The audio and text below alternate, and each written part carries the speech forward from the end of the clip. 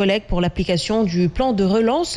Il n'a pas souhaité braver l'arrêté préfectoral. Le Baye-Fall de la musique sénégalaise, qui a accordé un entretien à Mohamed Diop, révèle avoir assisté à l'audience que le chef de l'État a accordée à Youssou Ndour et à sa délégation.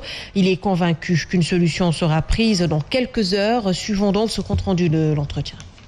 Mame Gor s'est-il désolidarisé de la coalition des acteurs de la musique en manifestation ce mercredi? Le Baye-Fall de la musique sénégalaise dit non et apporte des éclaircissements.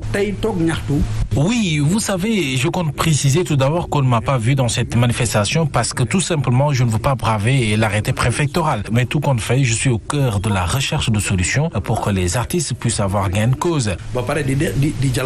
Mame Gor Diazak d'assumer sa position avec le président de la République, mais tient quand même à préciser qu'il est lui-même au devant de la lutte quant au soutien des artistes touchés par la Covid-19.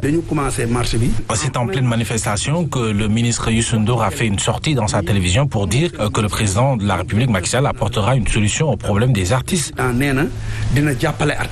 Pour rappel, ces artistes réclament la mise en œuvre du plan de relance en leur faveur, la levée des mesures de restriction contre leur secteur, entre autres revendications. Et puis pour parler d'autre chose, la police se confie à la presse le temps d'un petit déjeuner. Le Bureau des relations publiques a initié la rencontre qui a d'ailleurs abordé plusieurs questions. La corruption au sein des corps de la police, les relations avec la presse, entre autres points.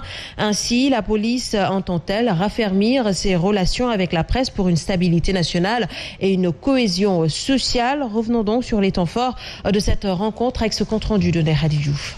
Corruption au sein de la police, la corporation ne cautionne pas ces faits qui risquent de ternir son image. Il y a des actes isolés qui ne peuvent en aucun cas être cautionnés. Dans notre statut, il y a des sanctions qui sont prévues en cas d'écart de comportement. Concernant les caméras de surveillance installées un peu partout dans la capitale, la police dit se conformer à la loi sur la protection des données personnelles. La police ne peut en aucun cas méconnaître la loi sur la protection des données à caractère personnel, même si on a un dispositif aujourd'hui qui nous aide dans le sens de mieux gérer la sécurité urbaine. Pour ce qui est des relations heurtées entre police et presse, le chef du Bureau des relations publiques appelle à une collaboration. C'est l'occasion pour nous de discuter sur comment est-ce que les journalistes peuvent intervenir sur les théâtres d'opération sans pour autant être inquiétés par la police. Le Bureau des relations publiques de la police nationale s'engage même à assouplir l'accès des services de police à la presse. Le chef du Bureau des relations publiques de la police a été interpellé sur les fêtes de fin d'année en cette période de pandémie. Aucune tolérance. La police va veiller au respect strict